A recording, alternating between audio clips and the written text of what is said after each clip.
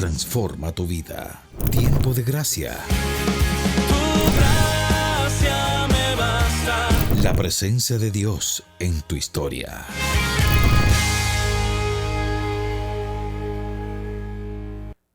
Te damos gracias, Padre, por este día que tú nos regalas maravilloso, por este momento especial que nos concedes para compartir tu palabra, y suplicamos que el Espíritu Santo nos asista con su luz en nombre de tu Hijo amado Jesucristo, y bendigas a todas las pequeñas comunidades y a todas las personas que se unen en este encuentro. Bendito eres, Padre, Señor. Te alabamos y te glorificamos. Saludo muy especial a todos ustedes, queridos amigos, los abrazo con el corazón, que Dios los bendiga. Y también a todos los sacerdotes que nos siguen, especialmente los sacerdotes de la diócesis del Banco. Efren, un saludo. Saludos, Señor, a usted y a todas las comunidades que ya han salido de estos hermosos retiros María la Primera Discípula y que nos preparamos para los próximos retiros en octubre, María la Primera Discípula, para todos esos discípulos que aún no han hecho el retiro. Amén. Ok, entonces, ¿qué tenemos para hoy? Hoy, domingo 21 del tiempo ordinario, en la primera lectura tomada del libro de Isaías, capítulo 66, versículos del 18 al 21. Dice así: pero yo vendré para reunir a las naciones de toda lengua, vendrán para ver mi gloria, les daré una señal, y de entre ellos despacharé supervivientes a las naciones, a Tarsis, Etiopía, Libia, Masac, Tubal y Grecia, a las costas lejanas, que nunca oyeron mi fama ni vieron mi gloria, y anunciarán mi gloria a las naciones. Y de todas las naciones, como ofrenda al Señor, traerán a todos sus hermanos, a caballo y en carros y en literas, en mulos y dromedarios, hasta mi monte santo de Jerusalén, dice el Señor, como los israelitas traen la ofrenda en una vasija pura al templo del Señor. De entre ellos escogeré sacerdotes y levitas, dice el Señor, como el cielo nuevo y la tierra nueva, que voy a hacer durante ante mí, oráculo del Señor. Así durará su descendencia y el nombre de ustedes. Bendito Dios. Entonces, y tú sabes que este libro de Isaías tiene 3 partes, Efren. Tú lo sabes porque ya lo hemos estudiado en otras veces. Y el primer libro de Isaías está desde el capítulo 1 al 40, que pertenece al mismo contexto preexílico, es decir, los que anunciaron el exilio.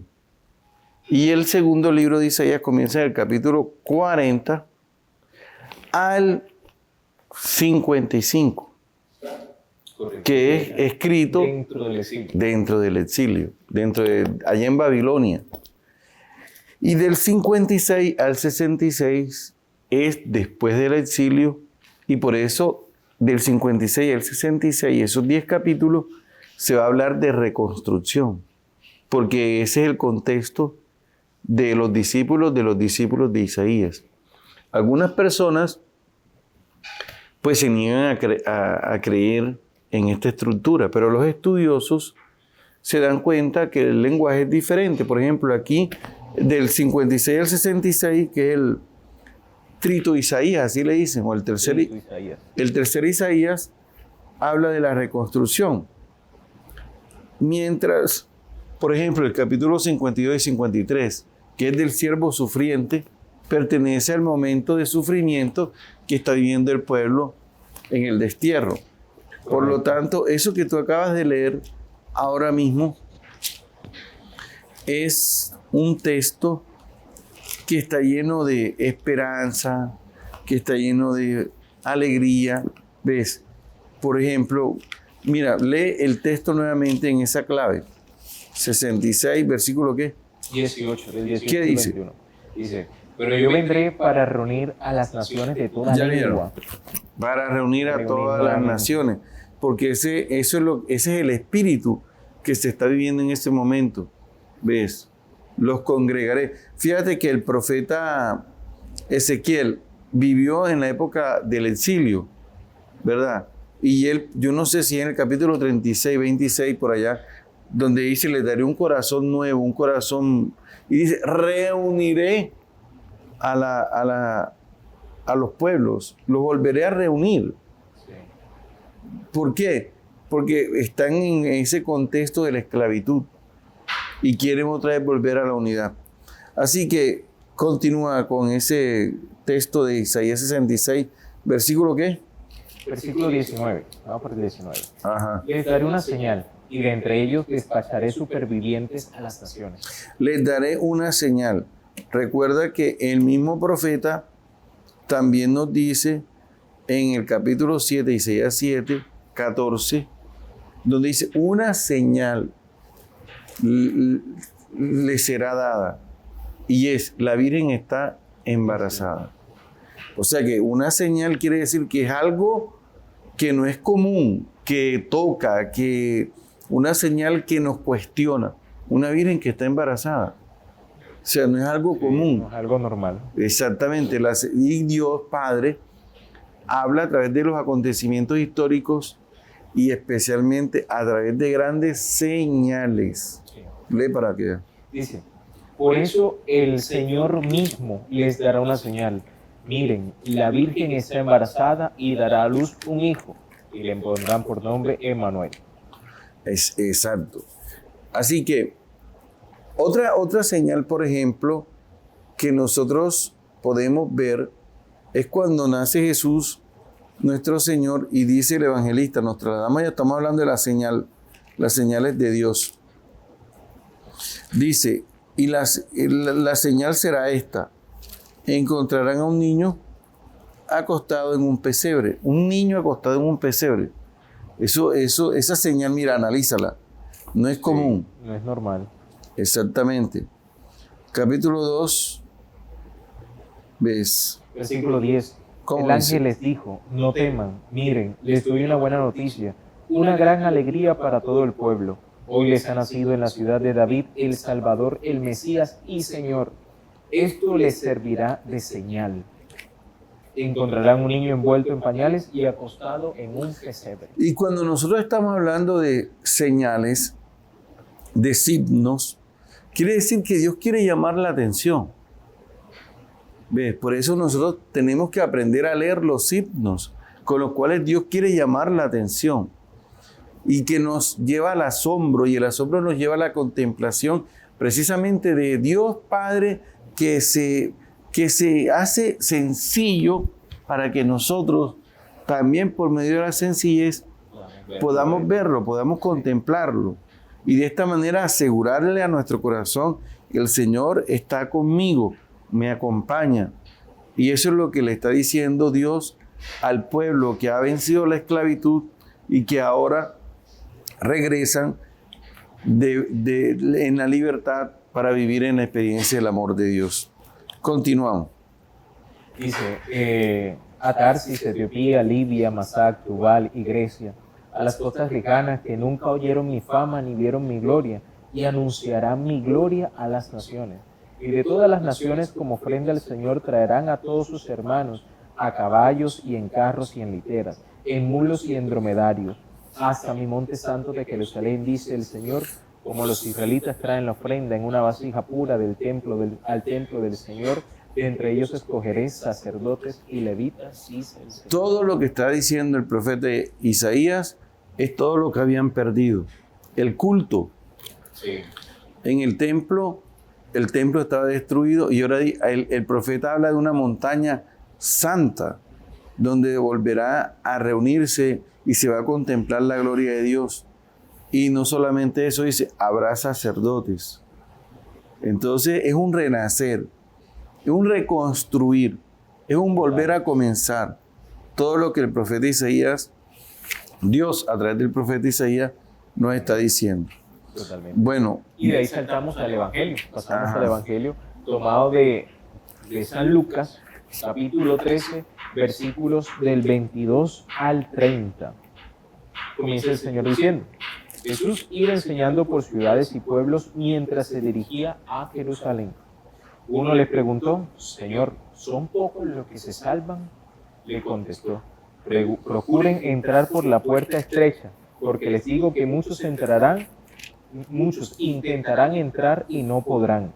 Apenas se levante el dueño de casa y cierre la puerta, ustedes de afuera se pondrán a golpear diciendo, Señor, ábrenos.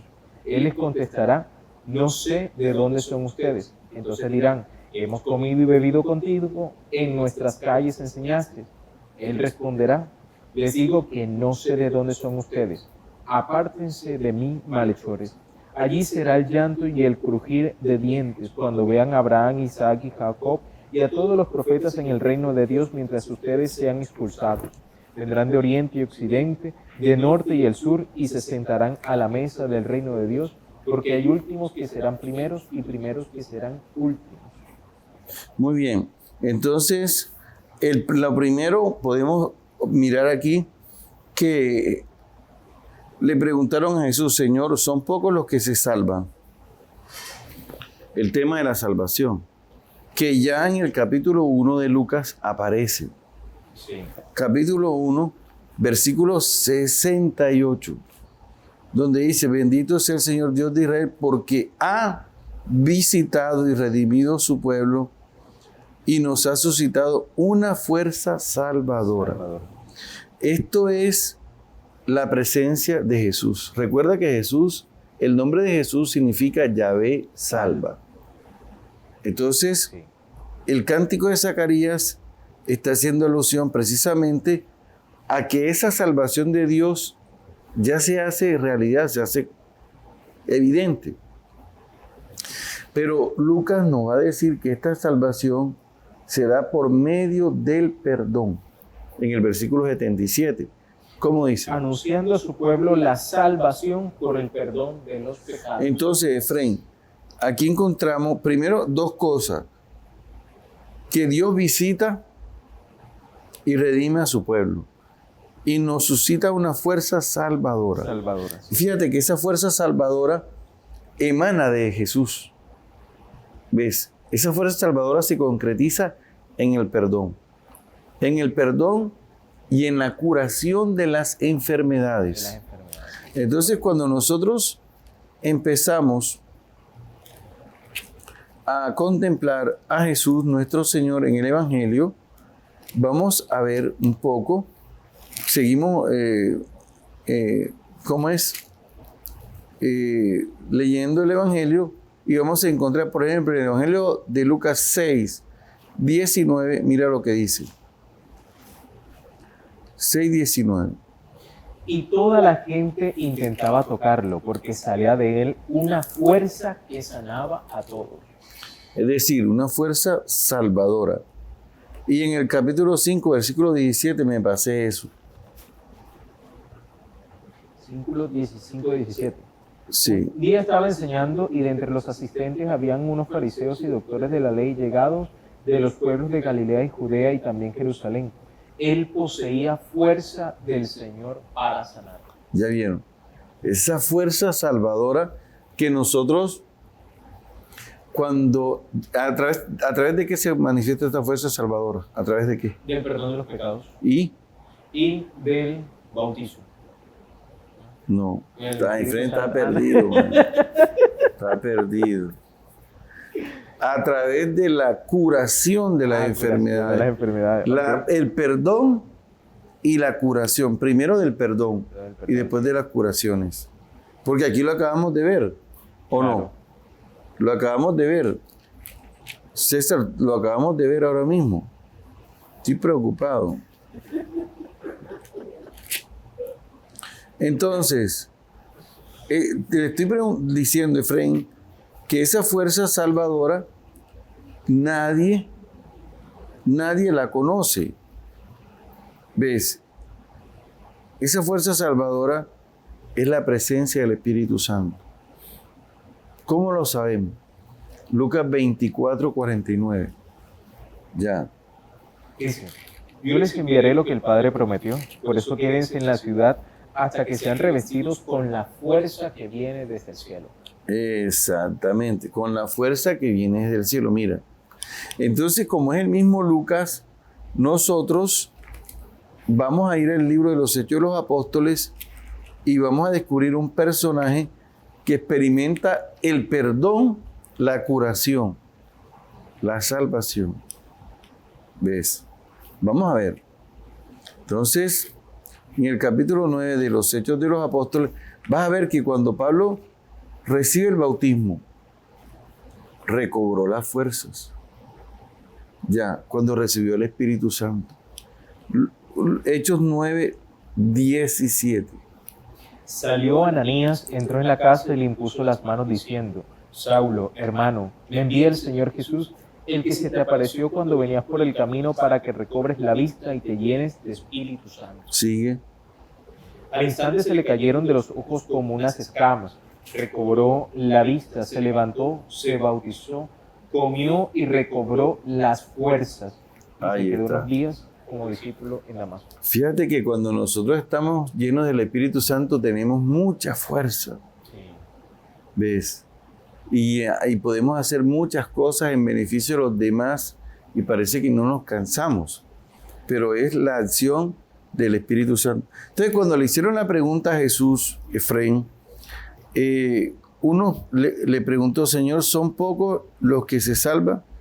Y el Señor le dijo: esfuércense en entrar por la puerta estrecha, pues les digo que muchos intentarán entrar y no podrán. ¿Ves?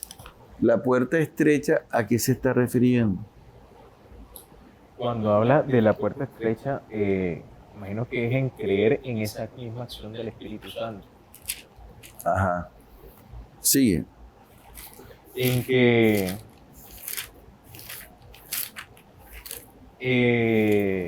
en creer en que a través de Jesucristo nosotros obtenemos la salvación por el perdón de los pecados y también la sanación por la sanación de las enfermedades.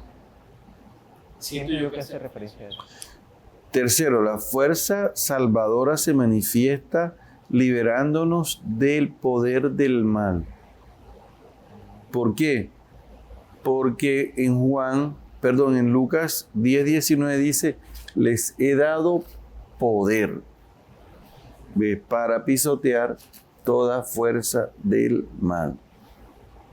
¿Cómo dice? Miren, les he dado poder para pisotear serpientes y escorpiones y para vencer toda la fuerza del enemigo y nada los dañará. Ya, entonces, mira ustedes que aquí nosotros encontramos, no sé, Efraín, ¿por qué no lee Lucas 13:10? 13:10. Sí. Un sábado estaba enseñando en una sinagoga cuando se presentó una mujer que llevaba 18 años padeciendo enfermedad por un espíritu.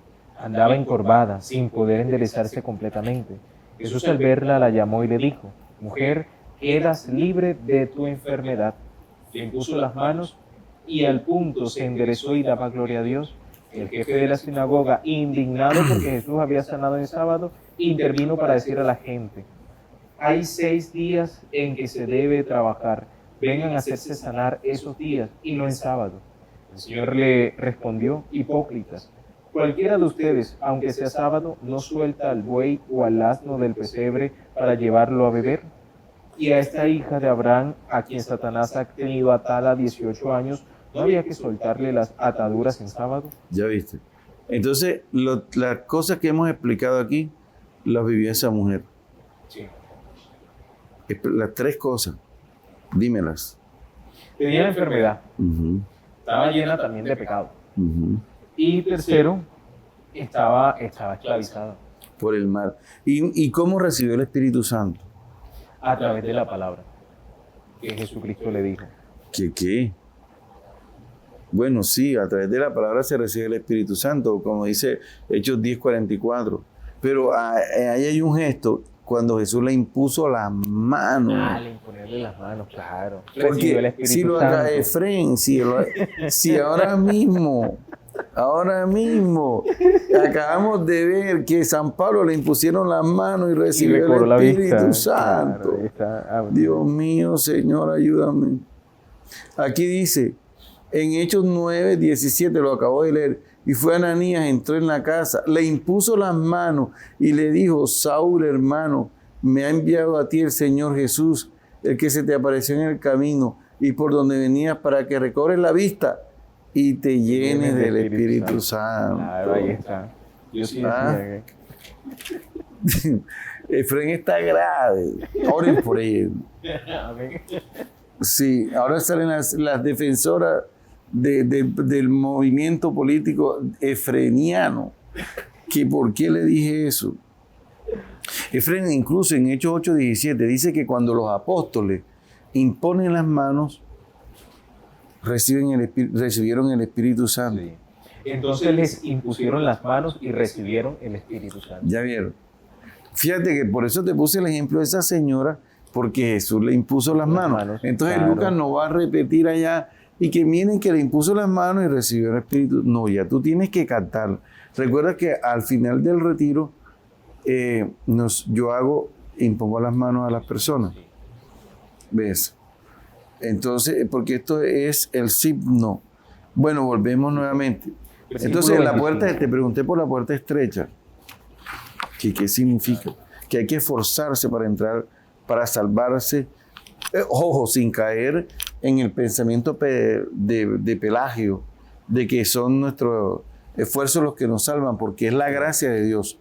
Entonces, la puerta estrecha viene a ser todo lo que corresponde a nuestra parte. Por ejemplo, ir al retiro. Claro. Lo de la boda de Caná, llenar las tinajas de agua. Exactamente, bajar al paralítico para que Jesús le perdone los pecados. Meditar la palabra todos los días. Es lo que tenemos que hacer. Ir a la Eucaristía. Ir a adorar al Señor. Y el Señor se encarga de la parte imposible. Claro, entonces serán pocos los que se salven, dijo. Y dijo nuestro Señor Jesucristo, esfuércese en entrar por la puerta estrecha. Es decir, por todas esas exigencias. Claro. Pues les digo que muchos intentarán entrar y no podrán. No podrán. Cuando el amo de la casa se levante y cierre la puerta, se quedarán fuera y llamarán a la puerta diciendo, Señor, Señor, ábrenos. Pero él les dirá, no sé quiénes son. ¿Ves por qué? ¿Por qué no sabe quiénes son? Porque son las personas que de vez en cuando se aparecen y desaparecen. Sí. En cambio, Dios nos está llamando a tener una relación. Ojo lo que te estoy diciendo. El Señor nos invita a tener una relación de amistad y de profunda intimidad con Él a través de la palabra. No es una cuestión de emociones, que ay, qué bonito, que me gusta ir a este grupo y después voy cada 15 días. No. Esta relación de discípulo es como hicieron los discípulos. Andaban con Jesús, detrás de Jesús, compartían con Jesús, cenaban con Él. Y nosotros lo tenemos. Nosotros estamos viviendo esta experiencia discipular en nuestra diócesis. Sigue Efraín con el Evangelio. Dice, entonces dirán, hemos comido y bebido contigo, en nuestras calles enseñaste. Él responderá, les digo que no sé de dónde son ustedes, apártense de mí, malhechores. Allí será el llanto y el crujir de dientes, cuando vean a Abraham, Isaac, Jacob y a todos los profetas en el reino de Dios, mientras ustedes se han expulsado. Vendrán de oriente y occidente, del norte y el sur, y se sentarán a la mesa en el reino de Dios. Fíjate, hemos comido y bebido contigo, y has enseñado en nuestras plazas. Le pasó como a Judas. Sí. Comió y bebió con el Señor, lo escuchó muchas veces y aún así en la traición no fue capaz de acercarse al Señor. No dejaron de ser malos porque dice la palabra, retiraos de mí todos los malhechores. O sea, no se dejaron transformar por la presencia de Dios. Allí será el llanto y el rechinar de dientes. ¿Eso qué significa? El llanto y el rechinar de dientes. Tú sabes que hay personas cuando tienen rabia que se muerden los dientes, ¿verdad? Bueno, está hablando de la violencia pasiva. La violencia pasiva es aquella que la gente dice, ay, qué lindo él, nunca coge rabia, nunca se incomoda, él es tan bello, pero por dentro hace así, ay, le rechinan los dientes porque no le gustó algo, porque quiere destruir a una persona. Entonces, esa clase de violencia es la que está hablando el Evangelio. Y es la que Jesús nos está haciendo caer en cuenta, que a raíz de esa violencia pasiva, nosotros no podemos entrar en el reino de Dios. ¿Y qué significa no entrar al reino de Dios? No estar en esa comunión con Él que tiene como esencia la paz, ¿ves? La alegría, el gozo. Y hay personas como Judas que pueden estar así y no se abren a la acción de Dios. En conocer por medio del amor es que uno llega al conocimiento de Dios. Por medio del amor y del perdón. No, lo dice la primera carta de Juan, en el capítulo 4, que nosotros conocemos. ¿Por qué conocemos? Porque Dios es amor. Ya, Efrén, por allá, capítulo 4, versículo 13. Dice, reconocemos que está con nosotros y nosotros con Él, porque nos ha hecho participar de su Espíritu. Nosotros En esto lo hemos reconocemos, ¿cierto? Sí. Ok. ¿Qué más dice? Nosotros lo hemos contemplado y atestiguamos que el Padre envió a su Hijo como Salvador del mundo. Y luego sigue leyendo. Si uno confiesa que Jesús es el Hijo de Dios, Dios permanece con Él y Él con Dios. Nosotros hemos conocido y hemos creído en el amor que Dios nos tuvo. Dios es amor. Quien conserva el amor permanece con Dios y Dios con Él. Permanece. Eso es a lo que nos está llamando, a esa relación. Versículo 8 dice, el que ama conoce a Dios. Dios ha demostrado el amor que nos tiene enviando al mundo a su Hijo único, para que vivamos gracias a Él. No, primera de Juan 4:8. Quien no ama no ha conocido a Dios. Quien no ama no ha conocido a Dios, ya que Dios es amor. Ya, bueno, entonces, porque cuando Jesús dice, no los conozco, ¿qué está diciendo? Que no aman, no han conocido el amor, no se dejaron transformar por el amor. Eso No es lo permanecen en que. Por el eso Él le responde, no los conozco, porque no amaron. Y cuando nosotros amamos profundamente, conocemos a Dios. Y Él se da a conocer. Esa es la pregunta. Y entonces, como no amamos, caemos en esa violencia pasiva. Sí.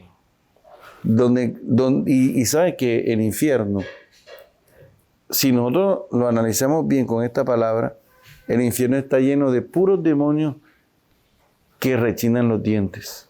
Es lo que está diciendo Jesús. Donde hay mucha violencia, demasiada violencia, por no conocer a Dios a través del amor. De hecho, o sea, Dios ha derramado en nuestros corazones, dice Romanos 5:5, su amor. Mira que lo hace en el corazón, para que nosotros podamos con ese amor compartirlo. Y en la medida en que damos ese amor a los demás, conocemos más a Dios. Dice, y la esperanza no quedará defraudada, porque el amor de Dios ha sido derramado en nuestros corazones por el don del Espíritu Santo. Ahí está. Bueno, conclusión. Efrén. Bueno, procurar entrar por la puerta estrecha, que no es más que vivir dentro de la experiencia del amor de Dios, para que podamos conocer verdaderamente al Padre y que el Padre nos conozca a nosotros en el día en que nos toque partir de este mundo. ¿Y cómo relacionas eso con el profeta Isaías? Con el profeta Isaías, porque Dios los reunió a todos después de esa desgracia que vivieron, que padecieron, y vivieron dentro del amor de Dios, en esa experiencia. Cuando el Señor los libera de ese cautiverio para que vivan en la libertad de Dios. Así que nosotros llegamos a la conclusión de que la salvación nos viene por obra del Espíritu Santo, que a través de los sacramentos realiza una obra en nosotros. Les dejo de tarea que lean, por ejemplo, en el Catecismo de la Iglesia Católica, en el numeral 1987, dice, la gracia del Espíritu Santo tiene el poder de santificarnos, es decir, de lavarnos de nuestros pecados y comunicarnos la justicia de Dios por la fe en Jesucristo. Por el poder del Espíritu Santo participamos en la pasión de Cristo, muriendo al pecado, y en su resurrección, naciendo una vida nueva. Somos miembros de su cuerpo, que es la Iglesia. sarmiento unidos a la vid que es el mismo. Así que todo este numeral de 1987 hasta el numeral 2000, pueden leer todo esto, 2016, podemos encontrar nosotros todo lo que se refiere a la salvación.